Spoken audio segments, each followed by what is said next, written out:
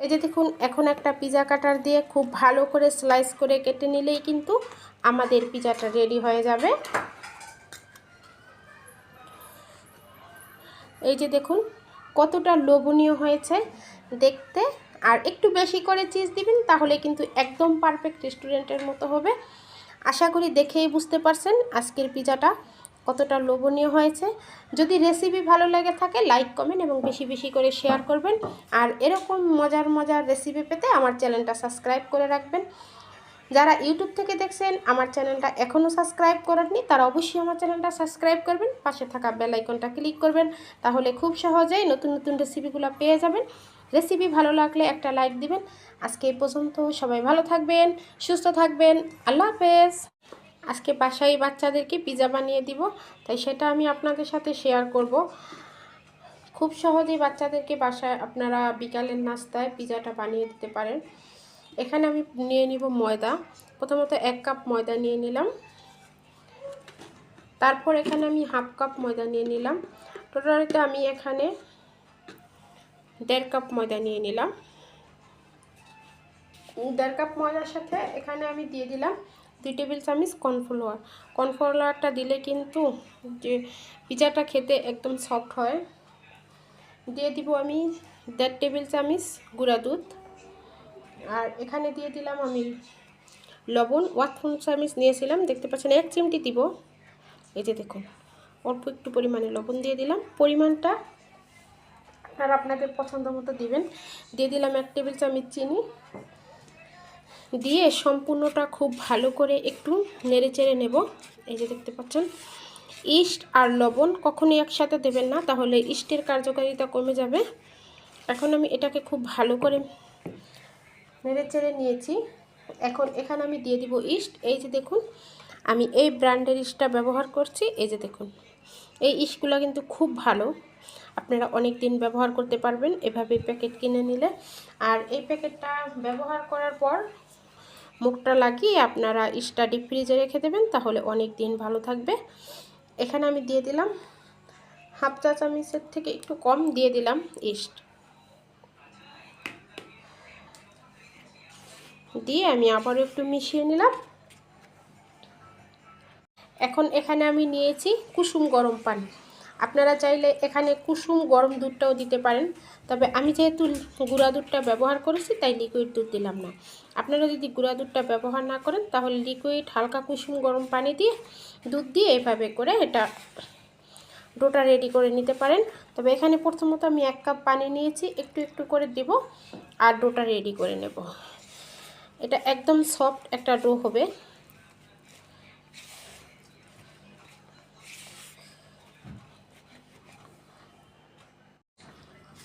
এখন আমি ডোটা রেডি করে নিলাম। দেখতে পাচ্ছেন আমার কিন্তু 1 কাপ যে পানি নিয়েছিলাম সম্পূর্ণ পানিটা লাগেনি। এই যে দেখুন 1 কাপের মতো পানি লেগেছে। ডোটা কিন্তু একদম সফট হয়েছে। আর এরকমই নরম একটা সফট ডো রেডি করতে হবে পিজার জন্য। একদম শক্ত পরোটার মতো ডো হলে হবে না। এখন এটাকে খুব ভালো করে মথে নেব।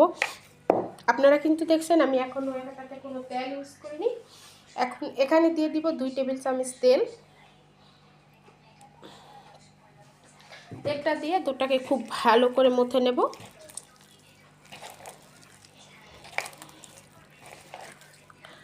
তেলটা দিয়ে আপনারা যখন ডোটা খুব ভালো করে মথবেন তাহলে দেখবেন একদম একটা সফট ডো রেডি হয়ে যাবে। যে দেখুন একদম সফট হয়েছে। আর একটু মথে নেওয়ার পর দেখতেন ডোটা কতটা সুন্দর হয়েছে। এখন এটাকে একটা প্লাস্টিক র্যাপার দিয়ে পেঁচিয়ে রেখে দেব। আপনারা চাইলে বাতাস যে না ঢোকে এরকম একটা ঢাকনা দিয়ে ঢেকে রেখে দিবেন 30 থেকে 1 ঘন্টা পর্যন্ত। আমি এটাকে 1 ঘন্টার জন্য রেখে দেব, এতে করে ডোটা ফুলে দ্বিগুণ হয়ে যাবে। দেখতে পাচ্ছেন আমি একটা র্যাপার দিয়ে র্যাপ করে নিয়েছি। আপনারা এভাবে প্লাস্টিক র্যাপার দিয়ে র্যাপ করে নেবেন যাতে করে বাতাস না ঢোকে। ফিরে আসবো 1 ঘন্টা পরে। ফিরে এলাম 1 ঘন্টা পরে। দেখুন যে এই যে আমি র্যাপারটা খুলে নিয়েছি আর কতটা সুন্দর ফুলেছে দেখুন। এখন ভিতরে যে বাতাসটা আসে সেটা বের করে দিতে হবে। আপনার ইস্টটা যদি ভালো হয় আর পারফেক্ট হয় তাহলে দেখবেন যে এরকম ফুলে উঠবে।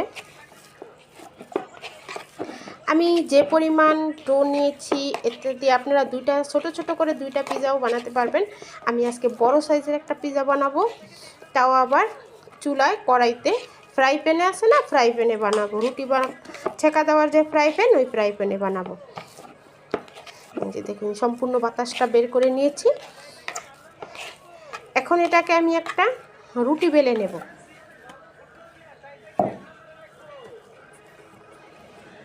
দেখছেন কতটা পারফেক্ট হয়েছে।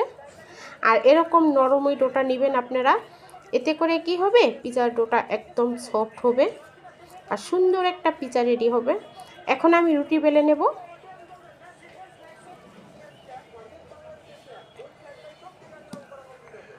এই যে দেখুন রুটিটা আমি বড় করে বেলে নিয়েছি। যদিও এটা বড় করে বেলেছি, এটা ছোট হয়ে যাবে আর ফুলে উঠবে। এখন আমি একটা কড়াইতে এটা ট্রান্সফার করব। এই যে দেখুন আমি একটা ফ্রাই প্যান নিয়েছি রুটি সেঁকা দেওয়ার, এখন এটাতে দিয়ে দেব। আমি এটা সমান সমান করেই দেখুন আমি রুটিটা বেলে নিয়েছি। এখন আমি সাইড দিয়ে হাত দিয়ে এভাবে একটু উঁচু করে দেব। এই যে দেখুন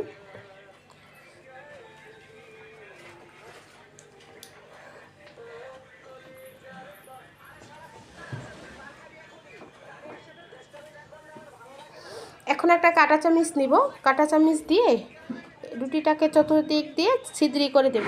অবশ্যই ছিদ্রি করে দিতে হবে, তা না হলে কি রুটিটা ফুলে উঠবে যখন আমরা এটা চুলায় বেক করব।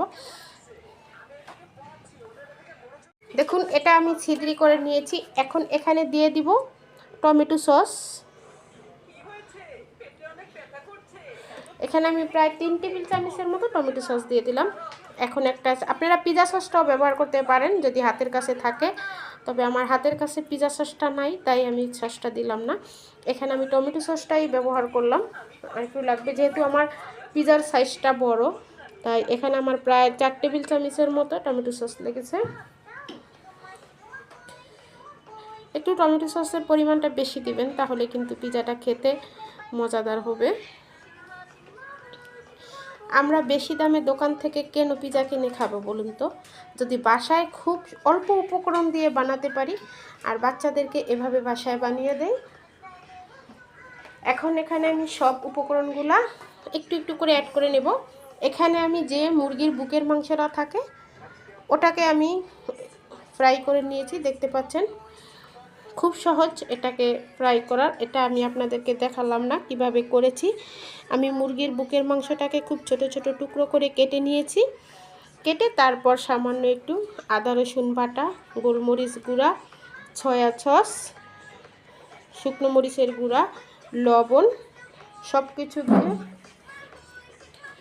সুন্দর করে আমি মুরগির মাংসটা আগে থেকেই কুক করে নিয়েছি, দেখতে পাচ্ছেন। এখন এখানে দিয়ে দিলাম মুরগির মাংসটা। তারপরে আমি এখানে চিজ নিয়েছি, মোজরেলা চিজ।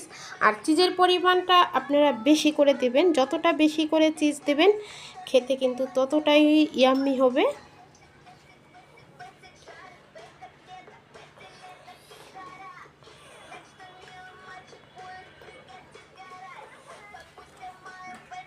এখন চিজটা দেওয়া হয়ে গেলে আমি এখানে কিছু ক্যাপসিকাম মানে ছোট স্লাইস করে কেটে নিয়েছি, এটা দিব। এটা সবুজ ক্যাপসিকামটা, আপনারা চাইলে কারালিং ক্যাপসিকামটাও ব্যবহার করতে পারেন, লাল আছে, হলুদ আছে, এগুলো ব্যবহার করতে পারেন। তবে আজকে আমার হাতের কাছে যা আছে আমি সেটা দিয়েই কিন্তু আজকে পিজাটা বানাবো। আর এখানে আমি টমেটোকে স্লাইস করে কেটে নিয়েছি, আর কিছুটা পেঁয়াজ কেটে নিয়েছি গোল গোল করে, সেগুলোও দিব, যেটাকে অনিয়ন বলে, এটাকে দিয়ে দেব।